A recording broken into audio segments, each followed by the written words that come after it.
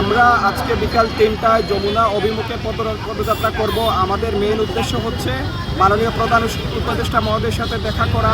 আমরা আজ 7 দিন ধরে টানা লাগাতার কর্মসূচি পালন করছি এবং রাজু ভাস্কর্যে অবস্থান কর্মসূচি দিয়েছি। ইতোমধ্যে 3 দিন আমরা যমুনা অভিমুখে পদযাত্রা করেছি, পুলিশ আমাদেরকে বাধা দিয়েছে। গতকালকে আমরা আমাদের যে রাষ্ট্র কর্তৃক সুবর্ণ নাগরিক সার্টিফিকেট দেওয়া হয়েছিল সেটা পুড়িয়ে দিয়েছি। আজকে আমাদেরকে যদি পুলিশ যমুনা যেতে না দেয়, বাধা দেয়, যেখানে বাধা দিবে আমরা সেখানেই প্রতিবন্ধী অধিকার ও সুরক্ষা আইন 2013 পুড়িয়ে ফেলবো, পুড়িয়ে আমরা প্রতিবাদ জানাবো। কারণ এই আইন অনুযায়ী আমাদের কোনো দায়িত্ব সরকার নেয়নি, রাষ্ট্র নেয়নি। আমরা বিভিন্ন পাবলিক বিশ্ববিদ্যালয় এবং জাতীয় বিশ্ববিদ্যালয়ের অধীনে অধিভুক্ত কলেজ থেকে গ্র্যাজুয়েশন কমপ্লিট করে বেকার অবস্থায় জীবনযাপন করছি, মানবেতর জীবনযাপন করছি। আমরা আমাদের যে চাকরির অধিকার সেটা পাচ্ছি না।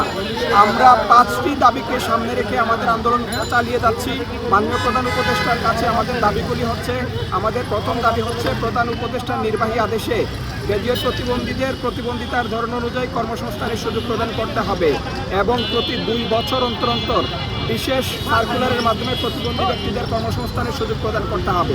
আমাদের 2 নম্বর দাবি হচ্ছে সরকারের প্রথম এবং দ্বিতীয় শ্রেণীতে 2%, তৃতীয় এবং চতুর্থ শ্রেণীতে 5% স্বতন্ত্র কোটা ব্যবস্থা চালু রাখতে হবে, যা কার্যকর করা হবে প্রিলি থেকে ভাইভা পর্যন্ত। আমাদের 3 নম্বর দাবি হচ্ছে বাংলাদেশের 64টি জেলায় সমাজ কল্যাণ মন্ত্রণালয় পরিচালিত 64টি সমন্বিত রিসোর্স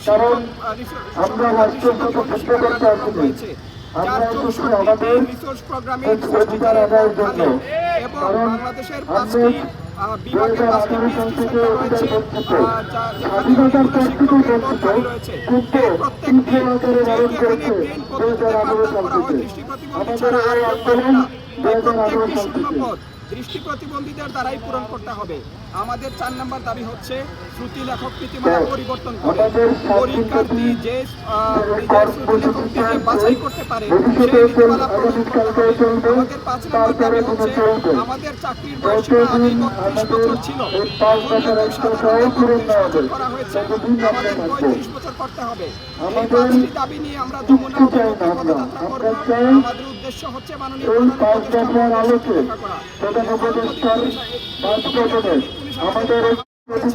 আমাদের গতকালকে 4 জন আহত হয়েছে, পুলিশ আমাদের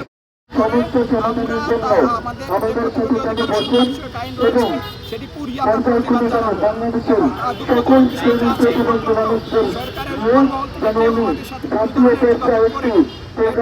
সরকারের থেকে দুঃখের আর কিছু হতে পারে।